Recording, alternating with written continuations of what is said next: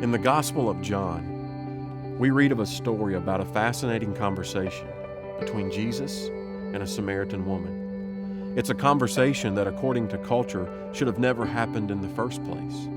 A Jewish man would have never engaged with a Samaritan woman. But that's not even the most outrageous part of the story. Perhaps the most outrageous part of the story is that this interaction took place in public, in broad daylight, at a place called Jacob's Well.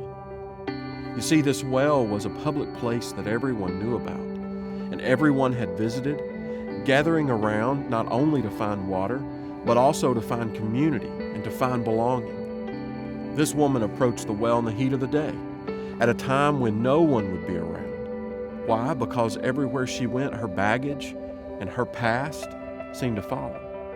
But this one day, because of an encounter with Jesus in this public space, she received what she had longed for most of her life: a sense of value, a sense of self-worth, and a place to belong, despite her brokenness and despite her baggage. So why the Rivergate Skate Center? It's the modern-day well. It's a public space in the middle of North Nashville where people have gathered for decades to find community and friendship. It's a place that removes barriers and obstacles that we believe keep so many out of churches. When Wellhouse Church began, we asked ourselves questions like, what if we could provide a simpler model of church? What if we became a church that was totally committed to the use of public space? What if we created an environment where people felt like they could belong long before they believed? What if we committed to a model where generosity was woven into the very DNA of who we are as a church? What if we created a culture that values families of all shapes and sizes? What if we were a church that said yes to the next generation? You see, out of these types of questions came Wellhouse Church, where we believe there are 4 things that are vital to the transformation of our community. First, worship, creating a community that lifts the name of Jesus above every other name.